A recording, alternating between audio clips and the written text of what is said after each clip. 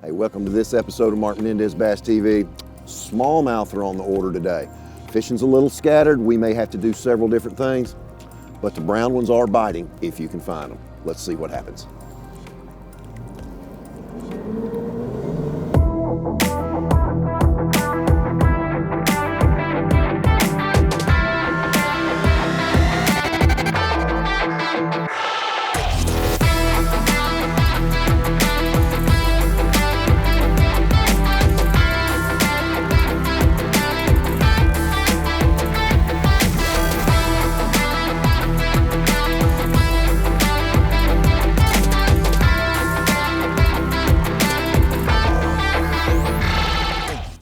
This week, Mark is back on Kentucky Lake and on the hunt for some bronzeback bass.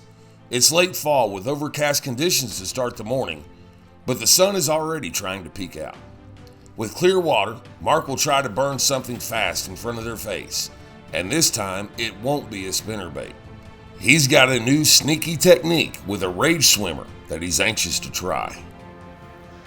In today's high economics, today is one of the least expensive days of bass fishing I'm going to do all year with my bait selection. Very, very simple bait selection. Tour grade head and a rage swimmer. That's all it is. It's cast and retrieve. It's simple. And this dude is going to catch some big ones, I promise.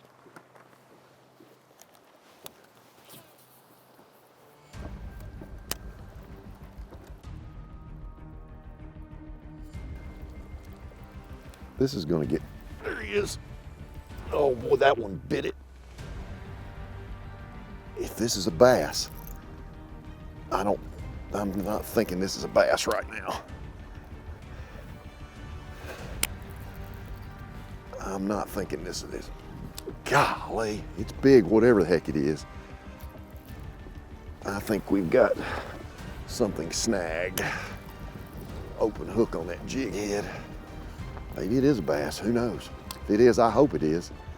Goodness gracious, he just pulled me around.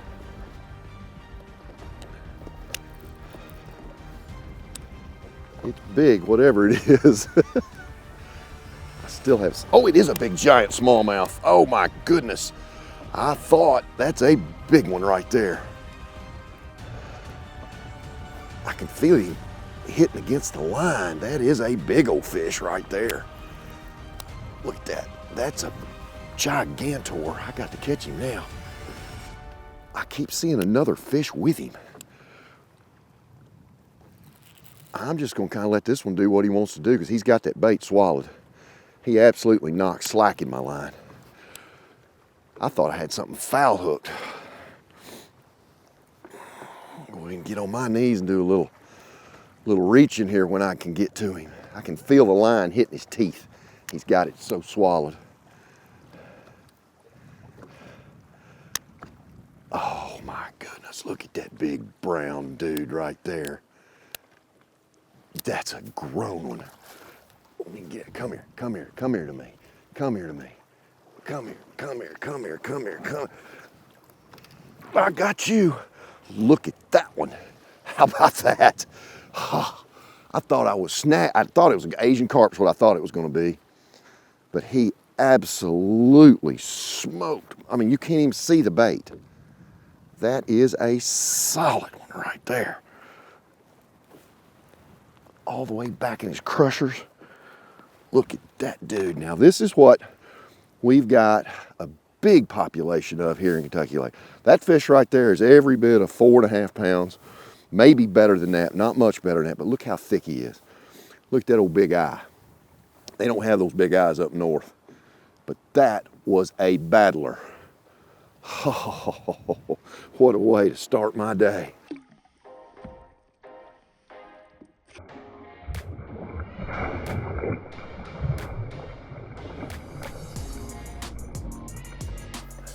You know, we're in early November, mid-November. Waters are unseasonably warm, and we're basically in a wintertime pattern, but the fish are shallower. So we're taking advantage of the wind that we have today and what little cloud cover that's going to last, and we're fishing vantage points, ambush points, corners, right where the wind's blowing the hardest. These smallmouth get up here quick in the morning, they get them a bite to eat, then they get out here and never land. They're really hard to catch and hard to follow. So we're gonna bounce around, hit as many points as we can, and see if we can't catch some more big ones. In just a few minutes, Mark hooked into a giant Kentucky Lake special. These late fall, early winter smallmouth have some extra meat on them. With the wind blowing, Mark will try to concentrate on shallow points near deep water. However, since the big bite, it's been nothing. Continuing to bounce around from shallow point to shallow point, Mark sets his sights once again to the very north end of Kentucky Lake and keeps burning his rage swimmer. You know, a smallmouth will fire at anything that whizzes by his head at Mach 1 most of the time, especially on days like today where you have some wind, break that surface up. You guys know I love to burn a spinnerbait better than anything else in the world, but our waters have gotten so clean and clear that spinnerbait, as effective as it's been for me on Kentucky Lake, sometimes overpowers the fish, and the fish show a little interest because they're aggressive, but they don't eat it. So this swim bait, this rage swimmer, serves the very same purpose, but it's less obtrusive. There's no flash to it. I could add a bladed hook on it if I wanted to, but I tend not to because I want this to be as natural looking as possible. So as water temperatures fall, we're about 60, 61 degrees right now, I'll slow my retrieve down and the fish still are aggressive towards it. Where that spinnerbait falls off at about 55 degrees, they'll still bite this even in the dead of winter. So this gives me lots of options. Right now in this warm water, you need to move it faster, cover lots of water. I'm looking for fish that are sitting on rocks, that are sitting on stumps, that are in that 2 to 4 feet of water, but they're hubbed up next to something, waiting for something to come by. A smallmouth is just a master of camouflage. So when this thing comes whistling by his head at Mach 1, they come out at Mach 2 and get it. It's a pretty simple solution.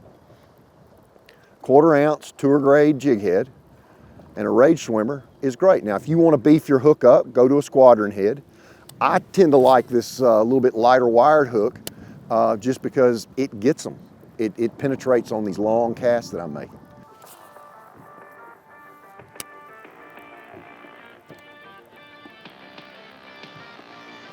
There he is.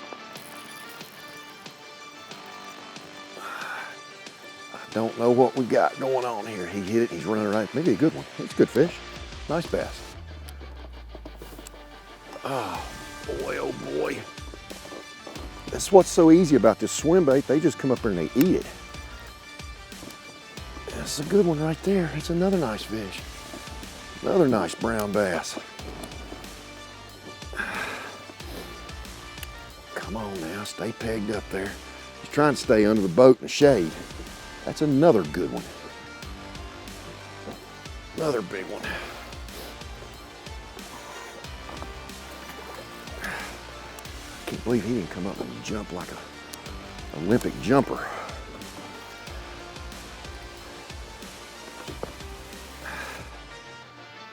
They pull, you just can't get in a big hurry with them.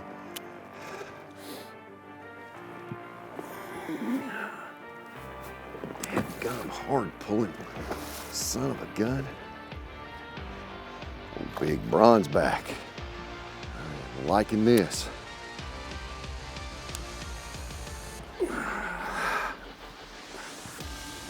Every time I get down here, I think he's done. He pulls some more. Come to me. Come to me. All right, buddy. We've made a great go with this. Come on. Come on. Come here. I got you.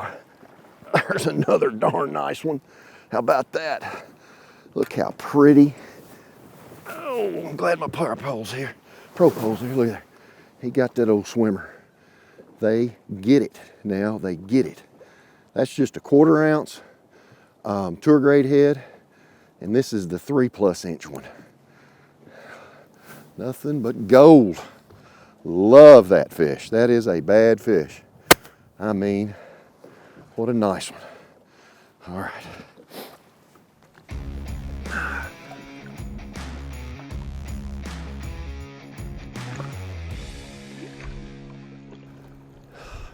mean, you just go and go and go. And then all of a sudden you catch one, and it's a good one. So even though this is a fragile pattern this time of year, any time of the year, depending upon the wind, if you can get to running this, they're fairly easy fish to catch.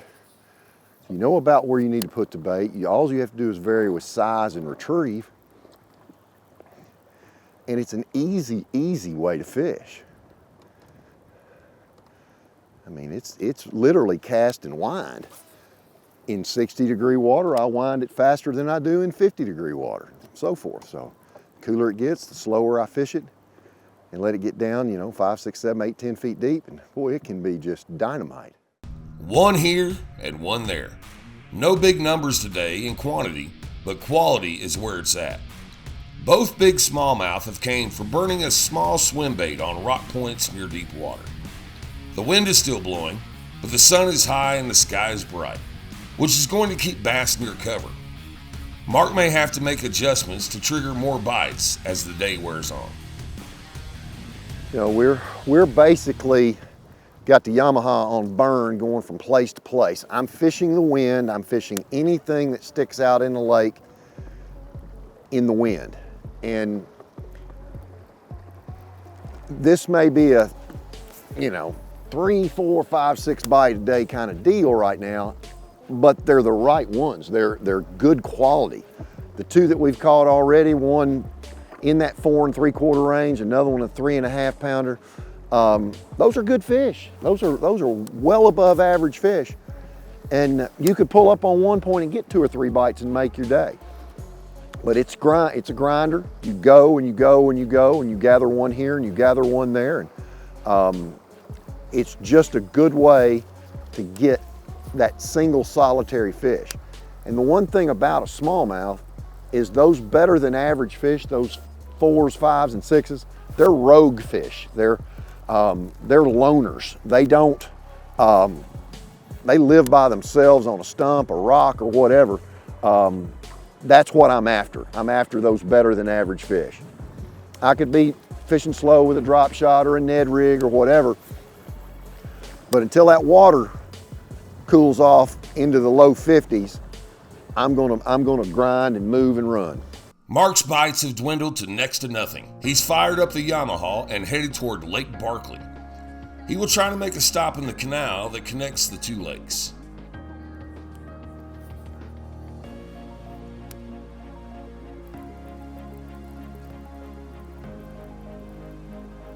Uh-oh, there's one. One busted on that little gravel bar out there. It's good to see. Something busted a minnow right there. Peanut, got a little peanut. He'll grow up and be one of those big ones. That's good to see. He nailed my little low rage swimmer. Well, that'll be a good one here in a couple years. Be a good one.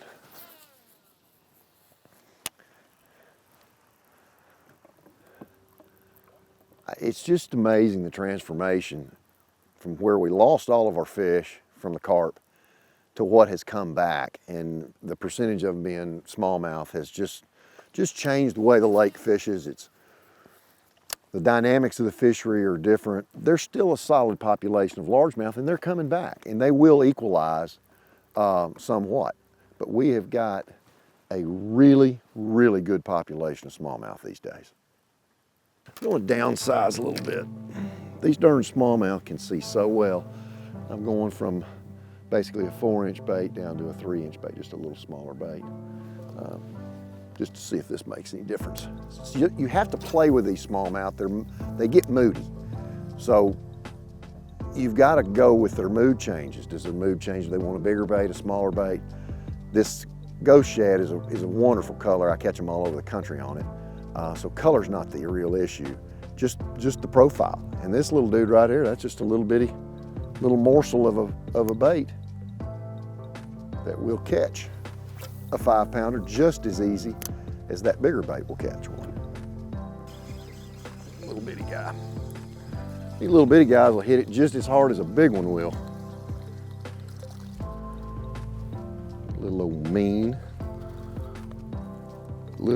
brown machines. They grow up to be big. I always like their tail. The tail's got a little bit of black around the outside edge of the silhouette when they're this size. Better stay away from the rage swimmer, buddy.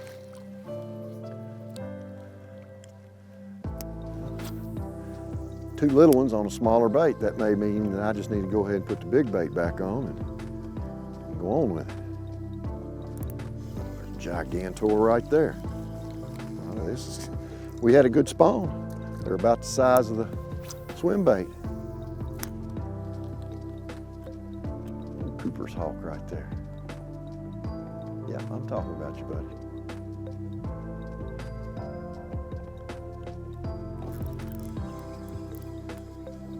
Yeah, here's old Kentucky Lake tarpon. Look at here. The old skipjack. Just kind of snagged that one and come up there and hit it. I haven't seen one of these in a long, long time. I don't see them a lot until water temperatures get cooler. Bait, that's a herring. That's a herring. Turn into winter when you start seeing them. They get real aggressive this time of year. Hit anything that looks like a minnow. But a lot of fish that we like to catch, eat those fish.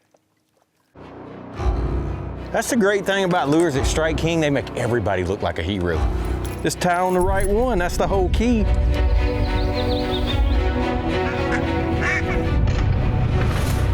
Got it.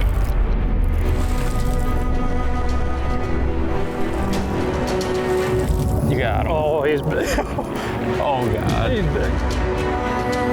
Good night, they're like chunks of lead. The day started very quickly and very promising for Mark. He boated a big small jaw right off the bat. However, he had to hit multiple spots before he got another bite, albeit it was another great specimen of a smallmouth. Since then, he's not got any quality bites, most of which were young bass. It's to the point Mark doesn't care what species of bass is biting. He just wants to catch one. What we got going on here? I can't tell what it is. Big old white bass, look at that. There we go. How about that? Look at it, ran out there and nipped at it. Got him on the old gravel dog. You start seeing a lot of these this time of year in the fall. Just an incremental species that you can catch. They're a lot of fun. They're good to eat too. Maybe a bunch of them here, you never can tell. All right, I'm gonna have to get me some pliers. There's one out, there's the other. Nice old whitey bass. Nice white bass. I thought he was gonna jump. If we can get another one to bite that thing.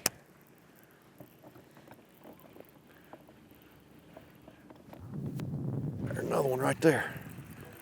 There's another one. We might be in for some fun here. Hard pulling little old fish. On that side and they pull hard. Another gravel dogger. He doesn't know whether that's a shad or a bone craw or what that is. He don't care. He just ran out there and poked it with his nose. If I had time, we'd fillet a few of those. They'd be good with some white beans and coleslaw. I promise you. That's the good thing about this time of year. That's the good thing about this time of year. You can be targeting one species and run across sauger, run across white bass, run across rockfish anytime. And just go ahead and catch you a few of them. Heck, they pull hard.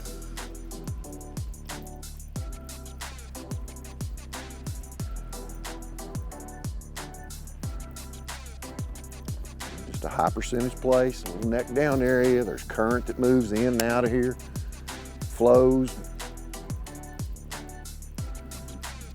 And these little guys get in here, places like this.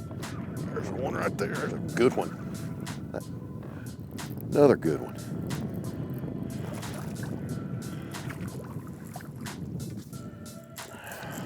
These are decent fish. These would make good table fare. I promise you they would. I want to catch another smallmouth, and I know there's one right here living with these guys. Decent little white bass. So good to see that. It means our lake's healthy again.